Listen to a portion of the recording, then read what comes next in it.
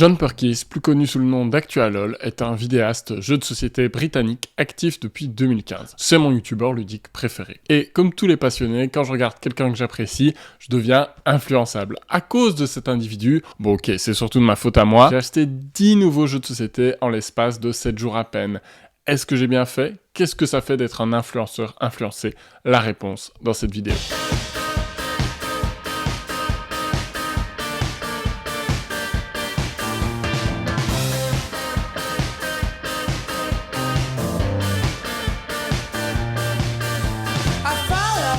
Salut, c'est Boris de Rue du Jeu. Vous l'avez peut-être vu en mars dernier, ma collection ne cesse de grandir et c'est un problème. J'ai dépassé les 700 entrées dans ma ludothèque et pourtant les boîtes continuent de pulluler, satanée vermine. Oh pardon, les mots ont dépassé ma pensée. Malgré cette abondance et toute la dimension raisonnable qui me caractérise, j'ai récemment dérapé face aux recommandations d'un confrère youtubeur bien plus doué et influent que moi, ActualLol. Il a commencé il y a de cela 9 ans avec des sketchs sur le jeu de société. Il incarne différents personnages avec des perruques, etc. Un petit peu à la façon de ce que faisait Mathieu Sommet dans Salut les Geeks. Et il se sert des différents caractères de ces personnages pour mettre en scène des situations qui pourraient survenir autour d'une table, évidemment en forçant le trait pour rendre ça drôle. Le gars est auteur à la base, il a notamment écrit pour des séries télé, et ça se sent, il a le sens de la punchline, il a vraiment une plume de qualité, et même si certaines de ses scénettes ont mal vieilli, c'est parfois un peu cringe à regarder aujourd'hui, faut admettre que son contenu était carrément ambitieux. Déjà, les vidéos sur le jeu de société, c'est niche, mais alors si tu ajoutes de l'humour par-dessus, et je précise qu'il a commencé avant Shut Up and Sit Down, ça devient un vrai truc d'extraterrestre. Et pourtant, il a tenu bon, et ça fait 9 ans qu'il est là, et il est aujourd'hui youtubeur à temps plein, grâce à son Patreon.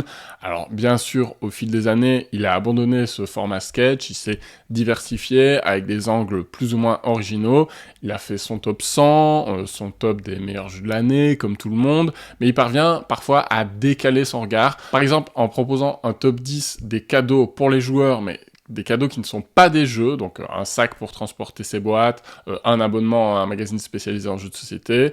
J'ai aussi vraiment été marqué par la vidéo dans laquelle il raconte l'animation d'une tente de jeux de société dans un festival de musique, ou lorsqu'il utilise sa longue expérience pour lister tous les pièges dans lesquels il faut éviter de tomber quand on démarre dans le jeu de société. Psst. Lui aussi, il trouve qu'il faut pas sliver ses cartes. Il a aussi fait des vidéos qui demandent un vrai travail de dingue. Récemment, par exemple, il a sorti une vidéo où il a joué à 100 jeux de Knizia qu'il a classés dans une tier list. Donc voilà, vous me vannez toujours avec la rétrospective Rainer Knizia, bah sachez qu'il y a quelqu'un qui l'a fait. Alors ok, il a pas joué à ces 700 jeux, il a joué quand même à 100 titres différents, il les a classés.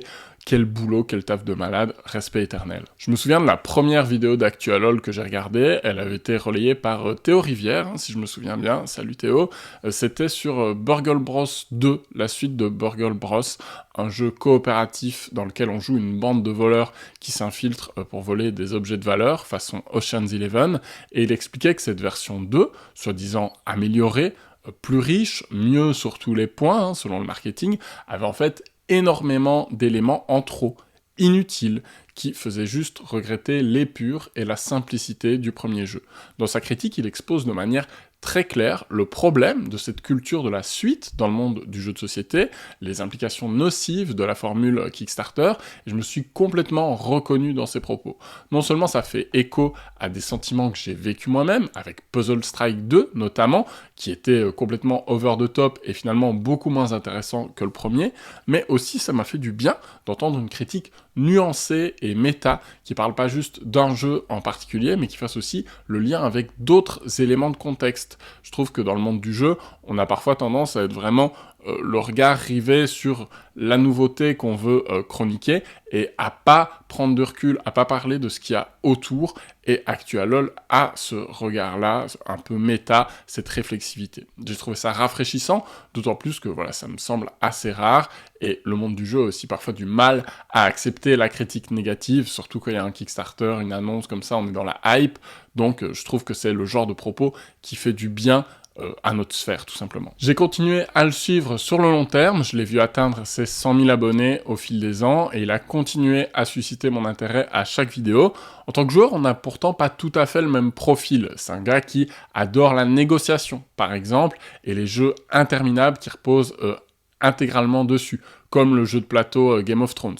Bon, moi j'ai eu ma période diplomatie quand j'étais plus jeune, mais franchement aujourd'hui je suis trop vieux pour ces conneries, et puis il a une obsession pour les jeux simples et accessibles, ce dans quoi je me reconnais, mais parfois je trouve qu'il exagère avec cette obsession, au point de recommander des jeux qui m'ont paru vraiment très très basiques, comme Lama de Reiner Knizia, justement, une espèce de Uno amélioré dont j'ai vraiment pas compris l'intérêt, et lui il le défendrait jusqu'à la mort, j'ai l'impression. Mais voilà, ce qui est cool, c'est qu'il a développé une vraie fibre critique avec à chaque fois de l'argument, des arguments solides, une forme de radicalité. Par exemple, il y a quelques mois, il a viré une centaine de jeux de sa collection et il a fait une vidéo sur ces 100 jeux dont il s'est débarrassé en expliquant pourquoi ça valait pas le coup de les garder. Et à part chez l'ami Jeux en carton, j'ai pas beaucoup vu ça ailleurs. Et puis il y a aussi le fait qu'il vit à Londres. Donc c'est plus l'Europe, hein, techniquement, mais c'est pas très loin de chez nous non plus. Donc on retrouve chez lui à la fois des avis sur des jeux qu'on connaît bien, et il a souvent quelque chose d'intéressant à en dire, mais parfois il sort des jeux complètement sortis de l'espace dont t'as jamais entendu parler ici. Bon, j'en viens à mon dérapage. Le 8 avril dernier, il a sorti une vidéo qui ressemble un peu à ce que moi j'ai fait en mars pour les 1 an de la chaîne. Si vous vous souvenez, il a fait un tour de sa collection. Vous avez peut-être pensé que j'étais fou, mais il est pas mal non plus dans le genre. Il a donné un nom à chacune de ses étagères, souvent avec des jeux de mots foireux, et chacune est une catégorie pour les jeux qu'il possède. Par exemple, les jeux sur les villes antiques, ou les jeux qui ont pour thème la vie réelle. Ou encore, il y a une étagère qui s'appelle Cardi Rae Jepsen, donc c'est un jeu de mots entre card, carte en anglais, et la chanteuse de Call Me Maybe. Bon. Avec tout ça, il a gardé environ 250 jeux, et pour chaque catégorie, il montre le meilleur, mais aussi un underrated, donc un jeu sous-estimé, qui est passé sous les radars, et sur son Patreon, avec lequel il touche quasiment 2500 € par mois grâce à ses 539 soutiens. Oui, ça fait rêver, hein, mon Ko-fi est encore loin du compte. Et il a proposé une vidéo exclusive dans laquelle il passe en revue tous les jeux de sa collection. Bon, maintenant vous savez d'où vient mon inspiration concernant mon modèle économique, avec mes contenus exclusifs, ou en tout cas en avant-première, mais clairement c'est un truc auquel on est encore peu habitué en francophonie, même si certains d'entre vous commencent à vraiment me soutenir par ce biais-là, et je les en remercie énormément. Il faut croire que ce modèle économique, ça marche en tout cas sur moi, parce que ça m'a fait passer le cap, cette vidéo. C'était une belle occasion de soutenir ce vidéaste que je suis assidûment depuis longtemps, de lui lâcher un billet pour tout le boulot qu'il accomplit, tout simplement, et j'ai donc regardé l'entièreté de cette vidéo, et évidemment j'ai lâché d'autres billets en direction des boutiques en ligne, cette fois, pour acquérir les jeux qu'il possédait, qui m'intriguaient et que j'avais envie de posséder moi aussi. Actualol, c'est vraiment quelqu'un qui déniche des jeux sortis de l'ordinaire et qui sait très bien vous les vendre, il est vraiment doué pour ça, et même si dans sa collection on retrouve par exemple Les Aventuriers du Rail ou Pandémie, qu'il adore tous les deux, c'est des classiques auxquels j'ai évidemment joué mais qui perso me vendent pas du rêve, il arrive aussi à trouver de très belles curiosités, des vraies bizarreries, des potentielles pépites. Du coup voilà, suite à ce tour de sa collection, j'ai craqué, 10 nouveaux jeux en une semaine, par sa faute bien sûr, moi j'y suis pour rien, comme dit Joël des Incredibles, si Actualol était honnête, il me rembourserait la moitié de ce que j'ai dépensé. Heureusement, je suis quelqu'un qui a l'occasion de beaucoup jouer, et j'ai pu depuis largement essayer ces 10 jeux, et même en faire plusieurs parties pour certains. L'heure est donc venue de dresser le bilan. Ai-je bien fait d'acheter ces 10 jeux, ou est-ce que tel l'arroseur arrosé, je suis un influenceur influencé ?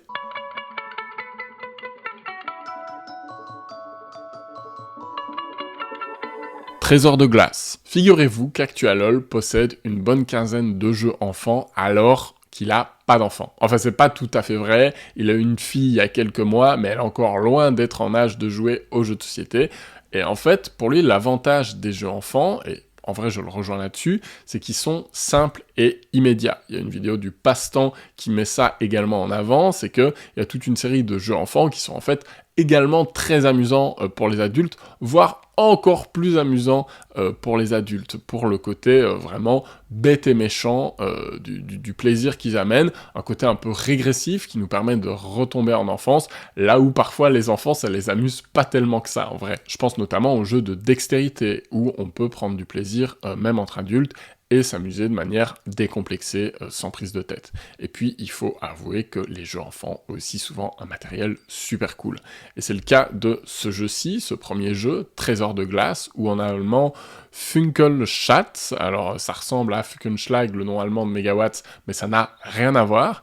Celui-là est de 2018, et il n'a pas été trop difficile à obtenir, hein. J'ai pu le choper en Flandre via Amazon. C'est un jeu de dextérité très simple qui repose sur ces disques bleus qui représentent ces anneaux de glace qu'on va empiler avant d'y verser une montagne de cristaux en plastique, et puis de là, à chaque tour, on va retirer un anneau, ce qui va forcément faire tomber certaines des pierres précieuses contenues à l'intérieur, et c'est aux joueurs et joueuses de bien observer la configuration de ces pierres pour essayer de déduire quelle couleur tombera le plus. Donc avant d'enlever un anneau, on regarde vraiment comment sont agencés les cristaux, on se dit ok, ce tour-ci il y a plein de rouge qui va tomber, ce tour-ci il y a plein de bleu, etc.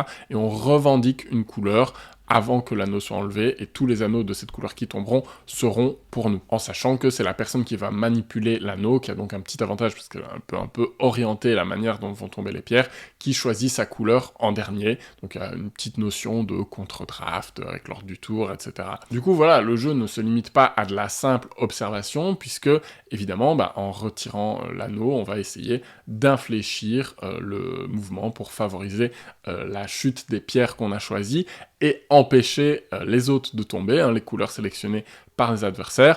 Alors, c'est rigolo, faut essayer d'être plutôt fair-play, pas trop mauvais perdant, parce que clairement, les règles liées à la façon dont on retire l'anneau sont pas très précises, mais bon, c'est normal, ça reste un jeu pour enfants, et c'est à peu près tout ce qu'il y a dans le jeu. Il y a un chouette gimmick matériel, hein, parce que les pierres qu'on récupère, on va les glisser dans le trou de la boîte de notre caverne, et on va compter qui en a le plus à la fin de la partie. C'est un chouette jeu enfant, je dirais pas que j'y jouerai entre potes non plus, parce que ça me semble quand même assez répétitif, hein. On fait à chaque tour la même chose, mais voilà, je l'ai eu à environ 18€, je regrette pas mon achat. Pyramid of Penguin. On enchaîne avec un autre jeu enfant que j'ai déniché sur Ocaseo, Pyramid of Penguin. Bon, c'est clairement un nom à coucher dehors, et le jeu a ceci de bizarre, qui s'inscrit dans l'univers d'High School. Oui, le jeu de curling avec des pingouins. Mais là, en fait, rien à voir. La comparaison s'arrête là, parce que c'est un jeu de cache-cache en seul contre tous.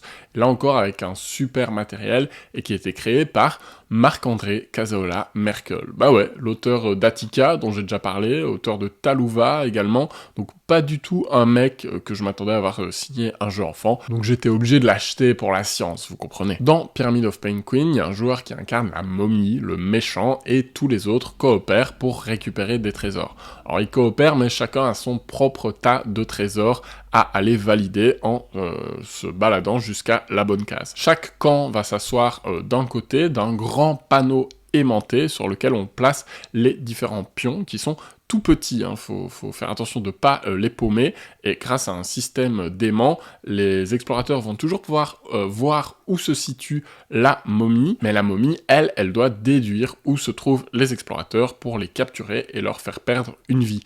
Un peu comme dans un Autalone en fait, sauf que là, on va pas choisir une carte secrète pour se déplacer, on va vraiment se déplacer physiquement sur le panneau vertical en lançant des dés, tout simplement. Et pour se déplacer, les explorateurs utilisent une mécanique que j'aime beaucoup, celle de Pandémie le remède, la version dés de Pandémie. En fait, les dés vont vous dire le nombre exact de cases dont vous pouvez vous déplacer, et en fonction du trésor sur lequel vous voulez tomber, vous aurez besoin d'obtenir un résultat précis. Il faut que je me déplace exactement 2-3 cases pour atteindre cette case-là. Il y a aussi des flèches qui vont vous permettre de vous déplacer en ligne droite jusqu'au prochain obstacle. Et si vous obtenez pas ce que vous voulez, vous avez le droit de relancer le dé autant de fois que vous voulez. C'est vous qui choisissez. Mais si vous tombez sur une face momie, là le dé est verrouillé, comme les faces contagion dans Pandémie le remède, et vous pouvez le relancer que quand vous déciderez de complètement réinitialiser les dés. Et si vous faites ça, la momie obtient immédiatement un tour supplémentaire, un peu comme quand on réinitialise ses cartes et ses points de vie dans Autolone, encore une fois. Je précise que Penguin est sorti 8 ans avant Autolone. Le côté malin, c'est que quand un explorateur chope un trésor, il va jouer sa carte et du coup, il révèle sa position, il se met à découvert. Et ils font donc ruser, temporiser et essayer de se mettre à découvert au moment opportun, quand la momie est à l'autre bout du plateau, qui représente une espèce de temple de glace antique. Chaque explorateur va faire un mouvement, et puis c'est à la momie de jouer, elle a son propre dé, elle augmente son déplacement grâce aux dés des explorateurs qui sont bloqués. On en a fait 3-4 parties avec ma fille et aussi mon épouse, et bon, j'ai pas encore complètement creusé, mais je pense que cette gestion de quand réinitialiser les dés est en réalité assez fine. Bon, si j'ai pas creusé aussi, c'est parce qu'elles refusent toutes les deux de me laisser jouer autre chose que le rôle du méchant, hein, c'est comme ça. Donc à 2 ou à 3, c'est assez basique, on va tout simplement se diriger vers le trésor le plus proche, mais je pense que le jeu peut vraiment prendre tout son sens à 4 ou à 5, avec une vraie coopération et coordination entre les explorateurs.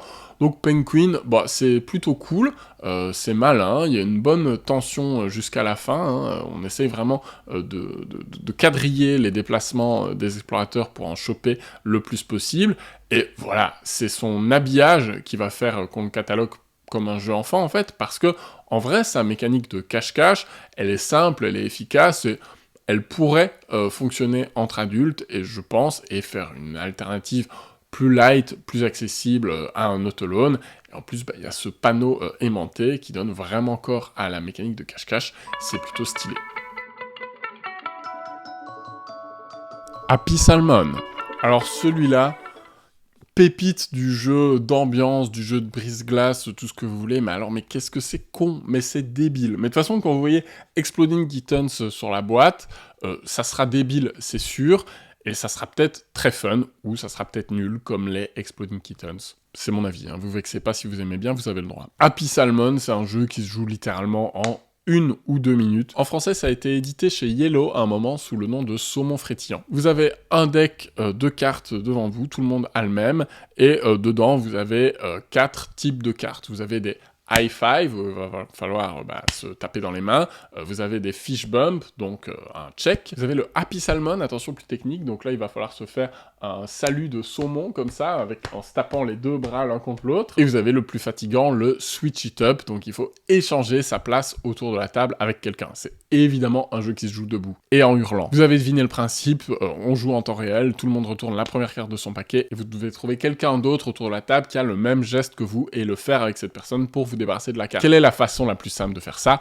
Beugler comme un veau, évidemment. Donc tout le monde hurle high five, fish bump, switch it up. C'est le chaos total. Et dès que vous trouvez quelqu'un qui a la même carte que vous, vous exultez, vous faites le geste, hop, vous avancez. Quand vous êtes dans des moments de détresse où personne autour ne semble avoir la même carte que vous, solitude extrême, vous avez le droit de passer, donc vous remettez la carte en dessous de votre paquet et vous avancez vers la suivante. Évidemment, un jeu où on peut tricher, hein, même si ça n'a aucun intérêt, mais c'est surtout un jeu où on se marre, où on finit en nage, où on hurle, et c'est hyper intense. Vous jouez 1 minute, 1 minute 30, mais c'est déjà bien assez. Et en même temps, j'ai déjà vu des sessions où on enchaînait 3-4 parties d'affilée. Bon, après, t'as la tête comme un seau, mais au moins, ça te requinque, quoi. C'est un bon energizer, comme on dit. Et alors, on a déjà fait une expérience absolument folle, c'est d'y jouer sans rien dire. C'est en mode Happy Salmon croisé avec le roi du silence. Et là, il faut communiquer par les gestes, et c'est très marrant aussi, et beaucoup plus reposant pour les tympans. Donc, dans tous les cas, Happy Salmon, si vous cherchez un jeu d'ambiance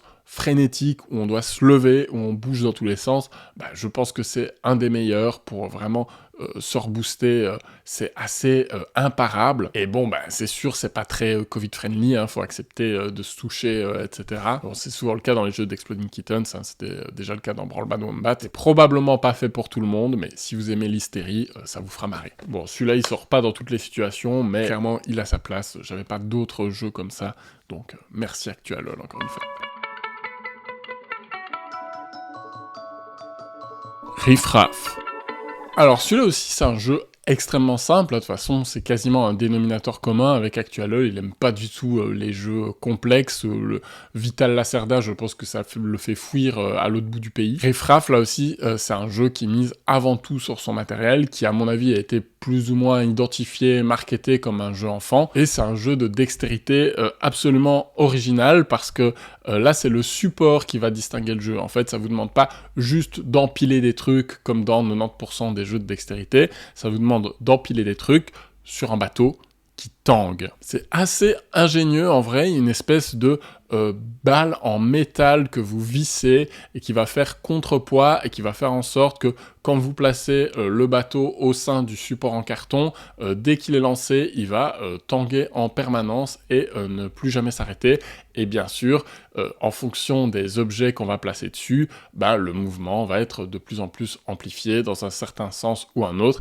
Et on est tous dans le même bateau, haha, on est tous et toutes responsables de la manière dont le bateau va osciller. Ce qui est rigolo, c'est que le jeu a quand même un peu de profondeur dans le gameplay, ou en tout cas de la tension, dans le sens où il vous donne des cartes à jouer pour l'ensemble des manches qui représentent les 10 sections du bateau. Et clairement, il y en a des beaucoup plus galères que d'autres, notamment tout en haut sur le mât, etc. C'est beaucoup plus chaud qu'au niveau du pont, au niveau 0 du bateau, où là, vous pouvez compter sur les petits rebords pour essayer de caler vos éléments. Et puis les éléments sont eux-mêmes très différents, parce qu'il y a une petite caisse en bois, c'est pas du tout la même mayonnaise qu'un matelot que vous allez essayer d'accrocher en hauteur, qu'une planche de bois, qu'un petit tonneau, etc. Et il y a plein d'éléments comme ça, on a tous les mêmes, et on doit tous essayer d'en poser le plus possible, tout simplement. Donc il y a une petite gestion de main, gestion de la prise de risque au fur et à mesure de la partie, où évidemment on n'a pas du tout envie de commencer par les emplacements les plus pourris, et en même temps si on attend trop, ça va être potentiellement encore pire. Et puis ça va aussi définir l'ordre du tour, également la hauteur des cartes que l'on joue, et mine de rien cet ordre du tour il va avoir une importance, parce qu'évidemment plus on va jouer tard, plus le bateau sera déjà rempli d'éléments au moment où on devra jouer, et plus ça sera chaud. Et un autre twist très rigolo dans Riff-Raff, c'est la manière dont vous pouvez vous rattraper, presque littéralement, parce que quand un objet tombe, si c'est pas celui que vous venez de poser, évidemment, parce que ça c'est un peu de la triche, mais si c'est un autre objet, vous pouvez le rattraper en plein vol, et là vous serez exempté de devoir le remettre dans votre réserve. Donc il y a comme ça vraiment des moments de bravoure où on voit cette caisse en bois glisser lentement alors que c'est notre tour de jouer et qu'on va être responsable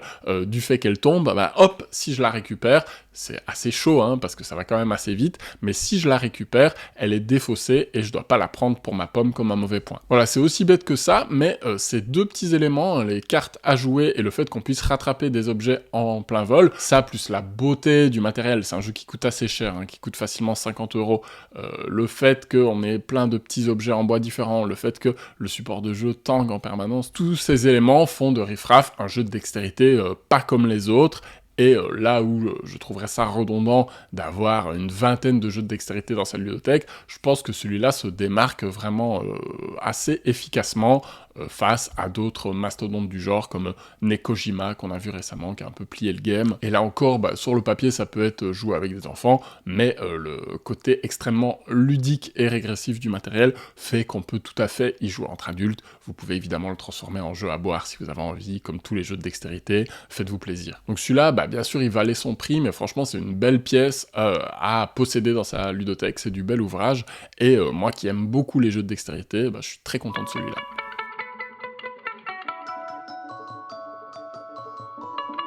Hein? Oui, c'est le titre du jeu. Hein? Hein? Bon, vous l'avez compris, chez Actualol, beaucoup de jeux d'ambiance, c'est pas le chantre du jeu expert, loin de là, d'où cette idée de promouvoir des jeux où il se passe quelque chose autour de la table, qui sont socialement attractifs et intéressants. Et je sais pas comment il est tombé sur c'est un jeu français de Tiki Édition, qui est complètement tombé dans l'oubli, tout le monde s'en fout, au point que je l'ai chopé à 4 € sur Ocaseo. En plus, il manquait un sablier dans la boîte, la personne me l'a renvoyé par la poste, donc je pense qu'elle a clairement perdu de l'argent sur son opération au total. Alors, sur le papier, c'est le genre de concept qui passe ou qui casse. Déjà, c'est un jeu d'ambiance qui a annoncé de 3 à 17 personnes. Là, tu dis, a priori, la fourchette, elle est trop grande pour que ça se passe parfaitement dans tous les cas. Puis c'est un jeu très minimaliste, il y a 2 boîtes, là, celle que j'ai, c'est cinéma et personnalité. Donc ça annonce une espèce de thème, un peu à la Time's Up. En fait, c'est tout bête, tu vas avoir une carte sur laquelle tu as plusieurs titres de films ou de célébrités, tu vas choisir, et après, tu vas te lancer dans ce que tu veux, avec pour seul but, consigne, de t'adapter au système de score à la Dixit. C'est-à-dire, si vous n'avez pas la référence, le système de score de Dixit, le but, c'est que certaines personnes dans l'assemblée trouvent, mais pas tout le monde. Et pas personne non plus. Si tout le monde trouve, on n'a pas de points. Si personne ne trouve, on n'a pas de points non plus. C'est soit que notre proposition était trop évidente, soit complètement éclatée au sol. Et à partir de là, on a un jeu bac à sable, mais qui est en fait trop lâche dans ses contraintes, comme on le voit dans l'idée de 3 à 17 joueurs, pour fonctionner à tous les coups. C'est-à-dire que j'ai joué que 2 fois à 1, une fois où ça s'est super bien passé, on s'est trop marré, parce que ça a donné lieu à des situations improbables, des mimes qui se déplacent dans l'espace. Il y a aussi le côté très drôle où on fait exprès de faire le pitch d'un film, mais de le faire mal, de façon hyper erratique. Genre, je te parle de Titanic, mais je vais juste m'attarder sur une scène en particulier, c'est Louis Dance, où je te parle de Citizen Kane et je te dis c'est l'histoire d'un mec avec un traîneau. Point. Et ça peut être très drôle, mais ça peut aussi complètement tomber à plat, parce que t'as 1 minute 30 pour faire ta prestation, mais si tu prends la consigne au pied de la lettre, tu peux très bien être dans le je m'en foutisme complet. Par exemple, dire un mot, 2 mots, et te dire « Ah, ça va passer », ou faire un truc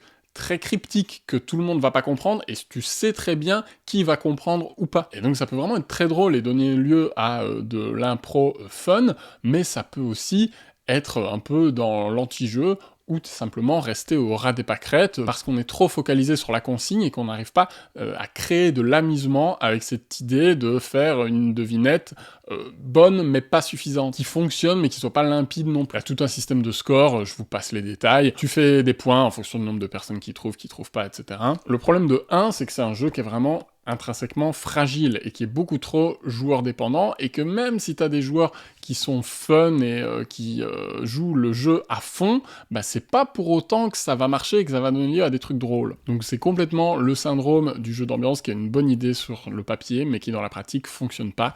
Donc bon, après il m'a pas coûté très cher, mais je peux pas dire que ce soit le meilleur conseil qu'Actualol m'ait donné.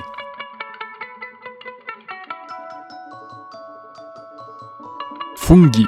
Bon, alors celui-là, fallait vraiment beaucoup aimer et faire confiance à Actualol pour tomber dans le panneau.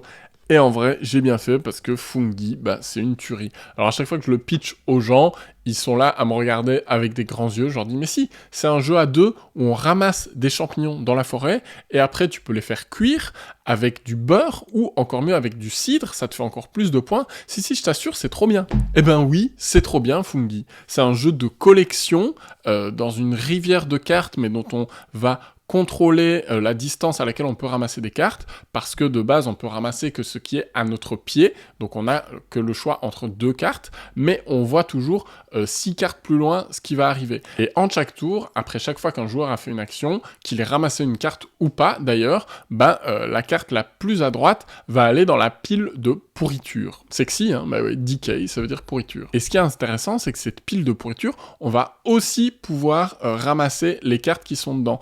Et il va y avoir 1 carte, 2 cartes, 3 cartes, 4 cartes. Quand on va au-delà des 4 cartes, elle est réinitialisée, elle est remise à 0. Donc il y a une gestion très importante du tempo. Si je vais me servir dans cette pile de pourriture, je pourrais avoir plein de cartes d'un coup, mais il y a peut-être des cartes aussi qui m'intéressent pas. Parce que qu'est-ce qu'on veut faire dans Fungi? On veut faire des collections d'au moins 3 champignons pour ensuite les vendre. Et évidemment, plus les champignons sont rares, plus ils vont rapporter gros. Une fois qu'on a une collection d'au moins 3 champignons, on peut les cuisiner pour peu qu'on ait une poêle devant nous, bah oui, c'est logique. Et là, ils feront leur valeur en points de victoire, ou on peut aussi les revendre, et là, on va gagner non pas de l'argent, mais des bâtons. Bâtons qu'on va pouvoir dépenser pour aller plus loin que les 2 cases de base dans la forêt. Donc on va pouvoir avancer beaucoup plus loin, comme des bâtons de marche, dans la rivière de cartes. Donc si je vois une carte super intéressante que je veux absolument pas que mon adversaire récupère, je peux claquer 3 bâtons pour aller 3 cartes plus loin et la choper avant lui. Et si on était juste dans de la collection pure et dure, où on amasse les cartes sans trop s'en soucier,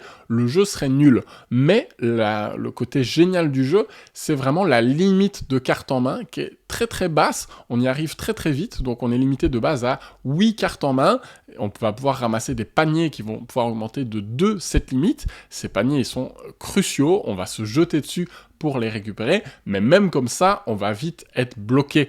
Et le pire qui puisse nous arriver, c'est de se retrouver avec des paires de champignons, d'avoir juste 2 champignons, mais de jamais atteindre les 3e qui vont nous permettre de les cuisiner ou de les vendre et d'enfin vider notre main et de faire la place pour d'autres collections. Il y a même des amanites tue-mouches qui vont nous forcer à réduire notre main de moitié, donc si on est à 8 cartes, on devra en perdre 4, c'est extrêmement violent, et en même temps, des fois, ça peut nous intéresser, parce que ça peut nous permettre de faire le ménage. Fungi, c'est fou, le rythme de la partie est hyper frénétique, parce que entre chaque tour, il y a une carte qui dégage, donc ça avance tout le temps, il y a tout le temps des nouvelles cartes qui sont révélées, même quand on passe juste son tour à poser une poêle devant nous, parce que c'est une des 5 actions possibles, ça va quand même dégager une carte, donc ça avance tout le temps, il y a une course inéluctable vers la fin, et quand on est à la fin, on se met vraiment à compter les actions, parce que ça devient vraiment très chaud. Le jeu nous met constamment face à plein de dilemmes, c'est un jeu qui est hyper frontal dans son interaction, on peut vraiment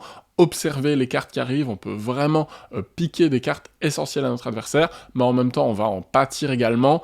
Il y a un petit aspect pousse ta chance qui est intéressant, parce qu'on peut aller récupérer des cartes de nuit qui vont nous faire piocher une carte champignon au hasard, mais qui compte double, donc si c'est un champignon qu'on peut inclure dans une de nos collections, c'est bingo, mais s'il nous intéresse pas, il va potentiellement nous pourrir la main. Cet aspect pousse ta chance, il se joue aussi dans combien de temps on va faire de la rétention sur nos collections pour essayer de cuisiner le plus de champignons possible d'un coup, parce qu'il faut qu'on en ait au moins 3 pour les cuisiner. Mais évidemment, si j'en cuisine plus que 3, j'ai plus de points. Et je vais même pouvoir ajouter des cartes beurre et cidre. Oui, c'est quand même meilleur, les champignons avec du beurre et du cidre, pour scorer encore plus de points, à condition que je cuisine au moins 4 champignons, 5 champignons. Et là, ça commence à faire beaucoup de cartes en main. Et comme je suis obligé de jouer à tous les tours, il y a un moment où je vais me retrouver bloqué. Et on a des coups vraiment crève-cœur, mais la sensation est assez géniale. Vraiment, c'est hyper malin, c'est hyper fluide, ça se joue en 20-30 minutes.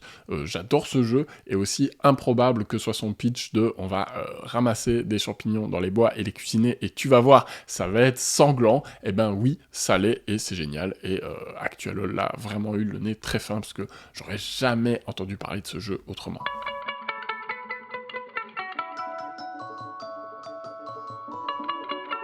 Triqueta. Attention, ça va faire du bruit.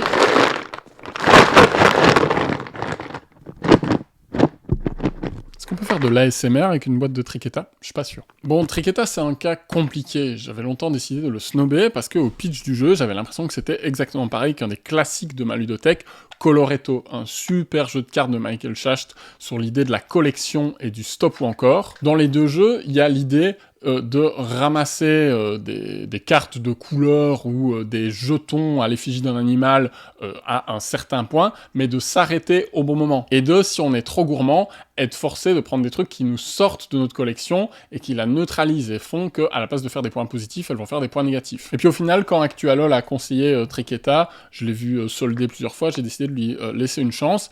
Et les jeux sont assez distincts finalement dans leurs sensations. En fait, Triqueta est beaucoup moins méchant que Coloretto, parce qu'il vous donne plusieurs pistes pour vous en sortir, et que si jamais votre trinité de jetons est incomplète ou qu'elle est dépassée, la pénalité est moins grande. Dans les deux cas, il y a ce système qui est amusant où on va à notre tour soit ramasser les jetons ou les cartes dans un des emplacements, soit en piocher un nouveau et l'ajouter à un des emplacements. On ne peut pas évidemment faire les deux, et donc s'il y a un truc qui m'intéresse et que je l'ajoute, qu'un adversaire s'en empare entre-temps, tant pis pour moi. Sauf que dans Triqueta, 2 fois dans la partie, on peut choisir de récupérer un jeton avant de le rendre disponible au milieu. Et donc, on casse complètement cette dynamique qui est reine dans Coloretto. Ce qui est intéressant, c'est que tant qu'on n'a pas joui de ce pouvoir-là, on regarde d'abord les jetons face cachée. Donc il y a une espèce de suspense qui se crée, d'autant plus si on choisit finalement de garder ce jeton devant nous directement face cachée, et là c'est un mystère potentiel jusqu'à la fin de la partie. Du coup, pour le moment, les deux jeux coexistent dans ma ludothèque, notamment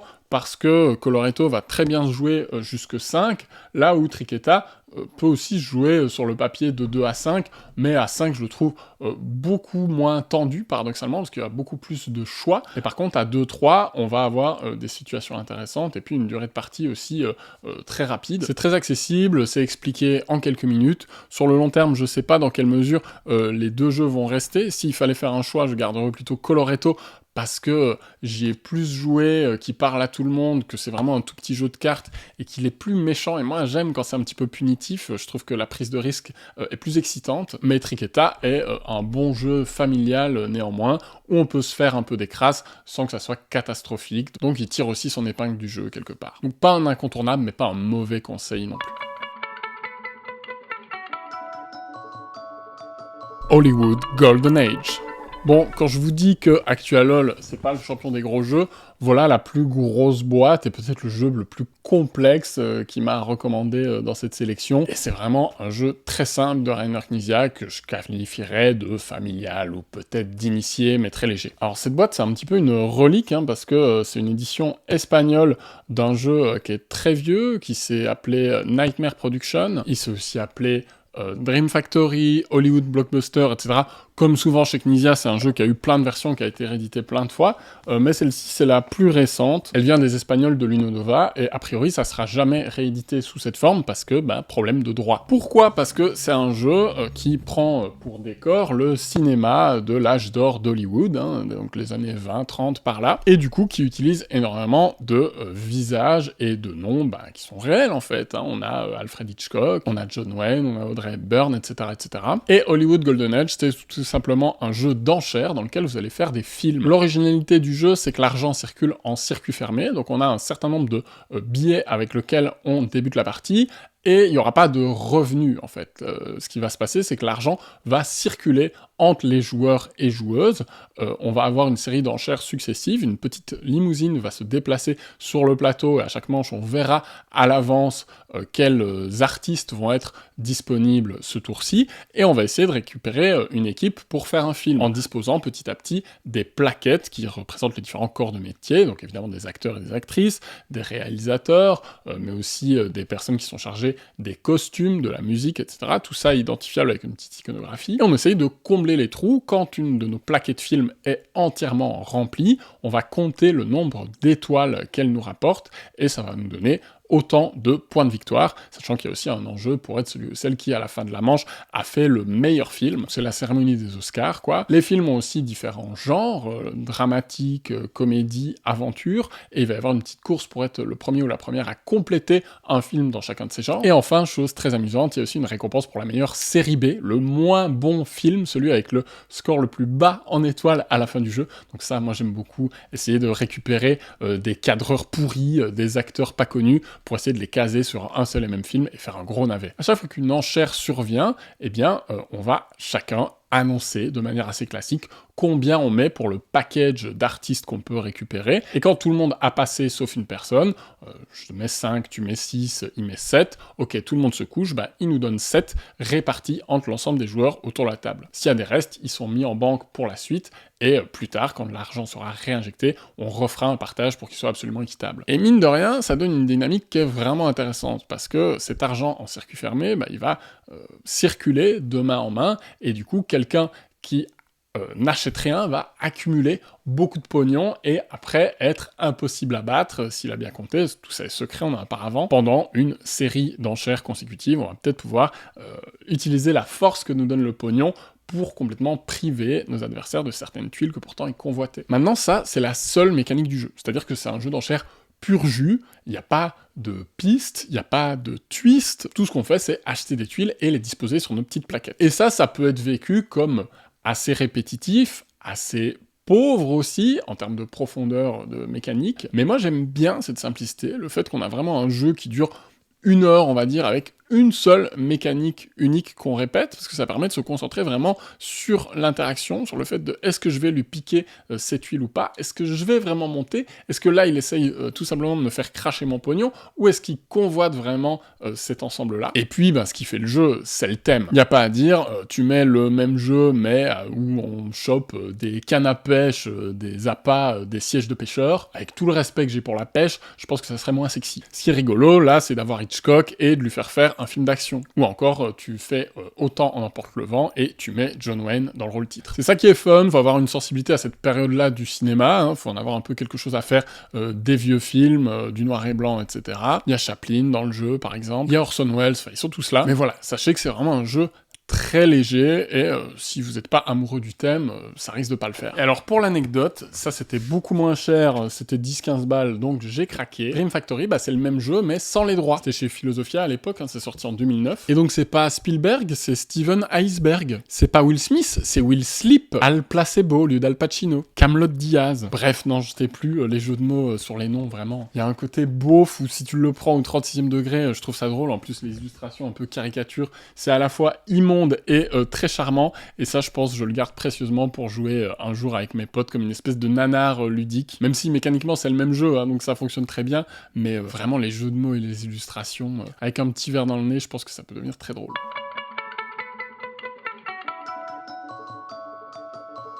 Paranormal Détective.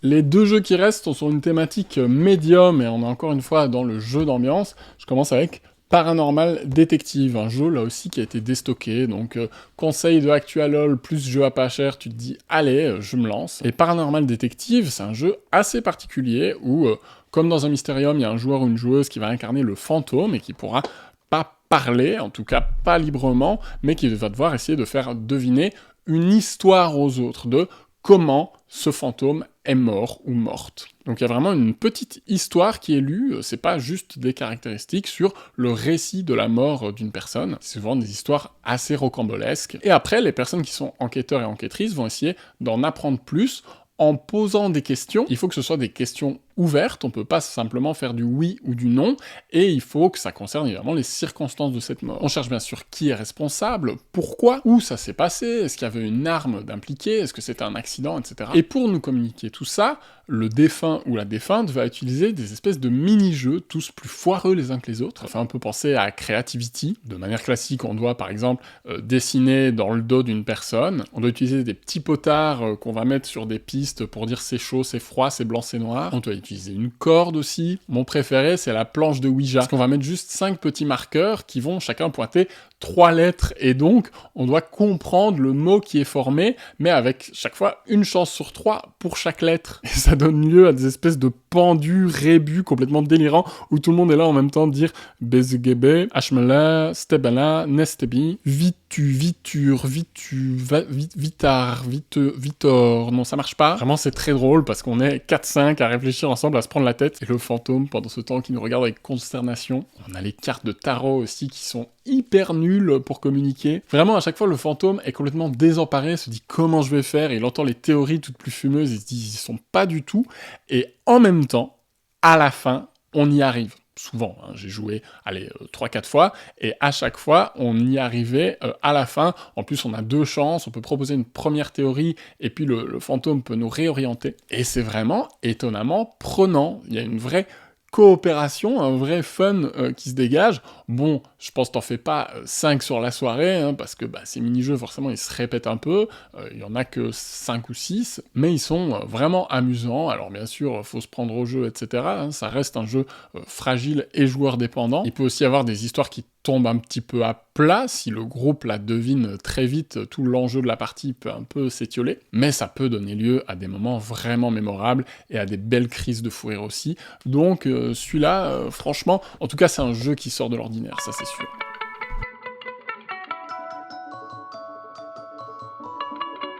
Phantom Inc. Qu'est-ce qui est mieux que d'avoir un jeu de spiritisme dans sa ludothèque? Avoir 2 jeux de spiritisme dans sa ludothèque. Encore une fois, un déstockage. Est-ce au hasard que tous les jeux dont Actualol parle soient des jeux qui aient fait des fours commerciaux? Peut-être. Phantom Inc. a un package très sombre, très mystérieux, et en fait c'est un jeu très fun où il faut se faire deviner des mots à la décrypto. Ça se joue encore une fois en équipe avec un fantôme qui peut pas parler, et là ce coup-ci vraiment dans le pur délire spiritisme, sa possibilité c'est d'écrire, et d'écrire lettre par lettre. Les joueurs qui sont les médiums vont avoir une série de cartes en main avec des questions toutes plus biscornues les unes que les autres. Les 2 équipes cherchent un même mot et c'est une course pour être la première équipe à trouver ce mot. Ce mot, ça peut autant être pizza que lavabo, parfois des trucs un peu plus spécifiques genre poignée de porte ou manche à balai. Et il va falloir y arriver en posant ces questions. Donc les médiums donnent 2 questions au fantôme, il en choisit une, ce qui est une part d'information en soi, et puis il va répondre en écrivant lettre par lettre. L'autre équipe observe pendant ce temps-là, un peu à la décrypto, sauf que ils n'ont pas la question qui a été posée au fantôme, qui a transité juste par une carte qui a été passée face cachée. Du coup, l'équipe de médium qui a posé la question, dès qu'ils pensent avoir compris ce que le fantôme essaye d'exprimer, pour ne pas donner trop d'indices en laissant écrire le mot complet, ils peuvent dire silencio et arrêter l'écriture là. Et là aussi, ça peut vraiment être très drôle, parce qu'on a des bouts de mots qui ont été écrits, on a un bout, on a un marre, et on n'a aucune idée de ce que ça veut dire. Et puis parfois, en tant que médium, on est trop confiant, on fait un excès de zèle, on veut absolument pas que l'autre équipe ait des infos, et à force de vouloir faire de la rétention, on surinterprète nous-mêmes des mots, où on est complètement à côté de la plaque. Puis il y a ces espèces de moments magiques où, pour rééquilibrer le fait qu'un tel a commencé et l'autre équipe pas, ben on peut à certains moments demander au fantôme de compléter d'une lettre un mot qui avait été demandé en amont. Et là, on a des moments de retournement de situation où on se rend compte, on s'attendait à ce que ça soit un A, et en fait c'est un I, et on est complètement parti sur une fausse piste. C'est très drôle, ça peut tirer un peu en longueur hein, si les médiums trouvent pas, donc je recommande vraiment, surtout quand on est sur les premières parties où on se chauffe, de prendre les mots les plus faciles possibles parmi toutes les propositions qui sont sur la carte. Mais il y a un côté course qui peut être assez palpitant, parce qu'il y a du stop ou encore dedans, parce qu'à son tour, soit on pose une question, soit on tente de trouver. Et là, c'est l'inverse. En tant que médium, on se retrouve à écrire nous-mêmes, et le fantôme valide ou non nos lettres en toquant sur la table si la lettre est juste. Et ça aussi, c'est assez amusant, parce que on est sûr de nous, on est certain qu'on a trouvé, on écrit la première lettre, et là, le fantôme fait « non, c'est mort ». À l'inverse, quand t'as trouvé, tu mets R, A, T... Oh mon dieu! Voilà, chez nous ça marche très bien, ça crée vraiment des grands moments. Je trouve que la meilleure configuration c'est 6, comme ça il y a 2 médiums qui discutent dans chaque équipe et un fantôme en face. Et vraiment, si vous pouvez le choper à pas cher, moi je trouve que ça vaut le coup. Et voilà pour cette sélection de 10 jeux achetés de manière un peu déraisonnable, rapide, décérébrée, sous l'influence d'Actualol parce que je suis faible. Et au final, qu'est-ce qu'on peut retenir de tout ça? Il y a du bon et du moins bon. Je pense qu'il n'y a aucun jeu là-dedans qui soit vraiment indispensable, mais là où je remercie Actualol, c'est que ces jeux, ils ont à chaque fois un pitch assez fort et immédiat, et c'est des jeux que tu prends plaisir à avoir dans une ludothèque, non pas tellement parce que tu vas y rejouer régulièrement et vouloir les creuser et les approfondir, etc., mais plutôt pour leur immédiateté, pour leur curiosité, le fait que tu vas pouvoir les sortir comme un truc un peu obscur que tu dépoussières d'un coin d'étagère et dire « Ah, t'as pas joué à ça, attends, je te montre ». Je trouve que c'est ce qu'il y a de beau avec le jeu de société, c'est le côté potentiellement immédiat du partage. Là où, si tu conseilles un bouquin ou un film à quelqu'un, il va se le mettre dans une liste pour plus tard, mais il n'y a pas ce côté à la fois conjoint, on est ensemble autour de l'œuvre, et potentiellement immédiat, parce que quand on est déjà dans le mood, dans la situation de jouer à des trucs, pour peu que t'aies les règles en tête, et comme c'est des jeux assez simples, c'est facile, on peut très vite se lancer dedans et découvrir. Et peu importe que ça soit solide ou un petit peu bancal, on aura découvert une œuvre qui fait bouger le médium, qui sort des sentiers battus, et qui n'est pas le jeu de gestion dans son moule parfait, avec ses montées de pistes, son placement d'ouvriers et ses points de victoire en cascade. Et j'ai rien non plus contre ces jeux-là, attention, mais j'apprécie la démarche d'Actualol de venir me conseiller des trucs qui sortent de l'espace. Fungi, qui est peut-être le meilleur jeu de cette sélection, celui qui m'a le plus impressionné, j'avais jamais entendu parler de ce truc, et personne à qui je le présente n'en a entendu parler quasiment, et à chaque fois on me dit « Attends, un jour on ramasse des champignons, t'es sûr que c'est bien ?» t'es sûr que c'est tendu, qu'il va y avoir de l'interaction avec un thème comme ça? Et oui, vraiment. Et donc c'est ça que j'ai envie de retenir et de saluer, c'est la richesse des propositions, leur originalité et le fait que on n'a pas peur d'aller dans du jeu enfant alors qu'on n'a pas d'enfant en âge de jouer, c'est un truc qui fait et qui lui permet d'aller chercher des œuvres dont personne ne parle et qui ont un intérêt, que ce soit dans leur manière dont elles détournent le matériel, dans leur manière dont elles vont faire dialoguer des mécaniques ensemble dans un contexte inédit. Pyramid of Penguin, avoir un jeu de cache-cache, un peu de tension comme on l'a dans les jeux de sniper, etc., mais avoir ça dans un jeu enfant, c'est quand même assez fou, surtout quand t'ajoutes ça, le matériel qui va avec, le côté aimanté, paroi entre les deux personnes, etc. Et là, je vous ai parlé que des jeux que j'ai achetés sur un laps de temps très réduit, mais je pourrais en citer plein d'autres, et c'est ce que je vais faire. Pêle-mêle, j'ai aussi acheté, grâce à ActuaLOL, Super Rhino, un jeu, encore une fois, pour enfants à bas. C'est le Jenga inversé, il faut faire une tour la plus grande possible et éviter qu'elle s'écroule. On en a vu plein des jeux comme ça, mais celui-là, il tient dans une toute petite boîte, il est expliqué en 30 secondes, il est immédiat, et tout le monde s'amuse très vite, y compris entre adultes. Le Poker des cafards, qui est un jeu de bluff dans son plus simple appareil, j'ai pas vraiment accroché, j'ai trouvé qu'il manquait quelque chose, mais j'apprécie la pureté du jeu, le fait que on va juste proposer un truc et mentir potentiellement droit dans les yeux. J'ai juste trouvé que les parties pouvaient tirer en longueur et finalement je l'ai pas conservé. Mais j'aurais jamais été vers ce jeu sans ActuaLOL, et ça aurait manqué à ma culture ludique, clairement. Quinto, un petit jeu à cocher, qui est très malin. Lui, il le porte au nu, il trouve ça exceptionnel, j'irai pas jusque-là, mais c'est sympa, et ça fait partie des jeux à cocher efficaces, qui n'en font pas des caisses, parce qu'on a juste une petite feuille, un crayon et 3D. Carcassonne Préhistoire, qui n'a pas réussi à me réconcilier avec Carcassonne, malgré son côté un petit peu plus méchant, et sa profondeur un petit peu plus marquée, je me suis quand même ennuyé. Sushi Roll, qui reprend la mécanique de draft d'un Sushi Go, mais qui en fait une version où on joue pas tous en même temps, parce qu'on peut se piquer des dés les uns les autres. Bon, le problème, c'est que ça atténue un peu le rythme du jeu, parce que si on joue à beaucoup,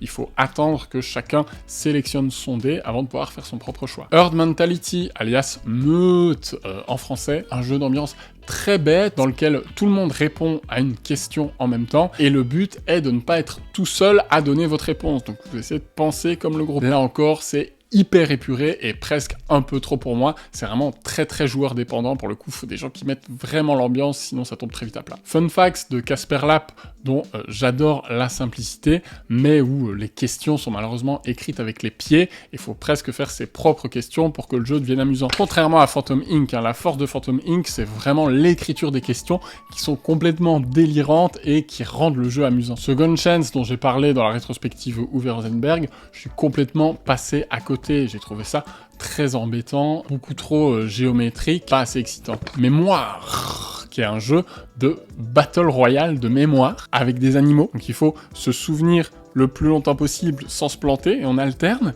et puis il y a des pouvoirs spéciaux qui vont changer la place des cartes, qui vont permettre d'en regarder, etc.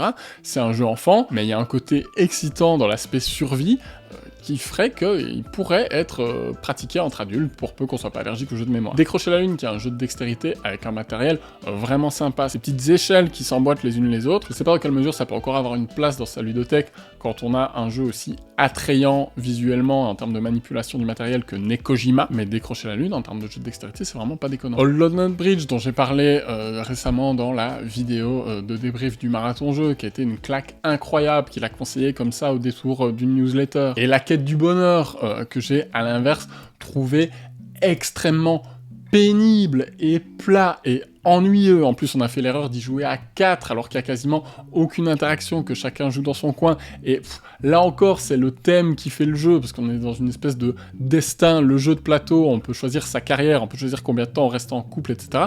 Mais mécaniquement, c'est juste piocher des cartes, poser des cartes, gagner des bonus, et ça manque vraiment de profondeur pour moi. Mais dans tous les cas, je pense que c'est impossible, et je vous vois parfois dans les commentaires, ah, t'étais une référence pour moi, tes goûts correspondaient aux miens, et puis là, on n'est pas d'accord sur ce jeu, et qu'est-ce que je fais? Est-ce que je continue à t'écouter ou pas? Et la réponse, c'est oui et non. Oui, si vous voyez qu'on a une sensibilité commune autour de critères comme l'interaction, comme l'épure des règles, etc., bien sûr que mes conseils peuvent potentiellement vous aider, vous aiguiller. Et en même temps, il faut toujours multiplier les avis, parce que on n'est pas simplement des guides d'achat, on est des personnes qui partagent des expériences de jeu, des moments de vie. Voilà ce qui est important quand on suit un vidéaste ou une vidéaste. Je pense c'est pas que nos goûts se correspondent tout le temps, loin de là, parce que ça c'est pas possible, mais on peut continuer à suivre quelqu'un, juste pas pour trouver des jeux à acheter. Il faut parvenir à se contrôler, il faut recueillir plusieurs avis, mais surtout pour ce qui est dit du jeu de société, dont la manière dont la personne le fait vivre. Et voilà, je pense qu'il faut pas voir les vidéastes uniquement comme des influenceurs, des guides d'achat. C'est pas que ça soit un gros mot, mais je pense qu'il y a plus que ça dans notre contenu. Il y a une part, bien sûr, de guide d'achat, ça dépend un peu des formats, mais c'est pas forcément toujours la finalité d'une vidéo, d'une prise de parole, et si vous nous voyez uniquement comme ça, vous pourriez finir déçu. Vous pouvez plutôt focaliser votre attention sur la plume, sur l'analyse, sur ce qui est retenu d'un jeu, sur l'aspect humain au final. C'est ça aussi qui est important dans le jeu de société.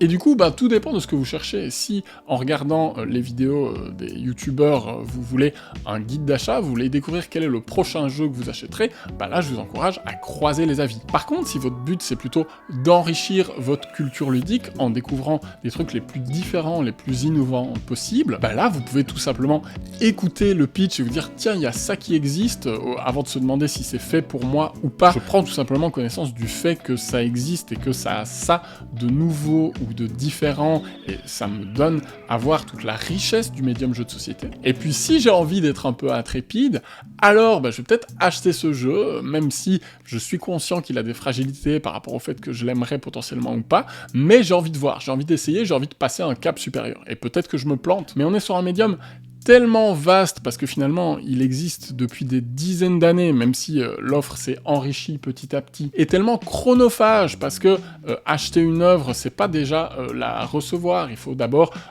lire les règles, il faut se souvenir des règles au moment où on aura réuni les joueurs et les joueuses, il faut parvenir à les convaincre d'y jouer, après il faut y rejouer, sinon on va oublier les règles, ou le jeu va tout simplement ne plus vivre. Et donc c'est important qu'il y ait des personnes comme ça, qui fassent office d'éclaireurs et d'éclaireuses, qui ne cherchent pas tout simplement à conseiller le jeu le plus efficace, le jeu incontournable, qui sera le plus consensuel possible, mais qui est aussi des gens qui montrent des œuvres un peu plus complexes, fragiles. Actualol fait partie de ces gens-là, je l'en remercie, et j'essaye, à mon échelle et modestement, d'aussi participer à ouvrir vos horizons ludiques et à vous montrer épisodiquement des jeux dont vous n'avez, j'espère, jamais entendu parler, et de les remettre un petit peu sur le devant de la scène pour, on va pas dire combattre, mais en tout cas atténuer la toute-puissance médiatique du tout venant des sorties et de ce fil effréné de l'actualité. Voilà pour cette vidéo très personnelle, j'espère que ça vous a intéressé, j'espère que ça trouvera son public. C'est une vidéo qui parle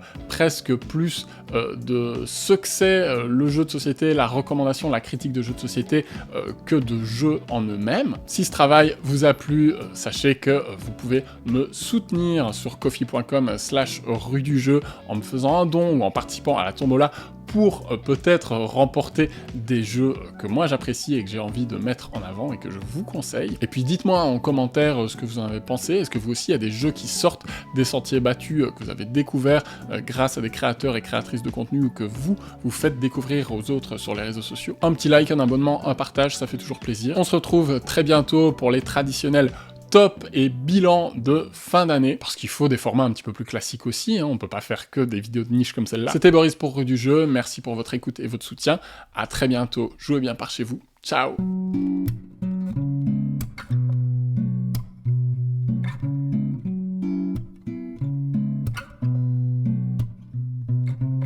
Psst, le meilleur jeu qu'Actualol m'ait conseillé, c'est celui-là, My Favorite Things, mais je vous en reparle très bientôt.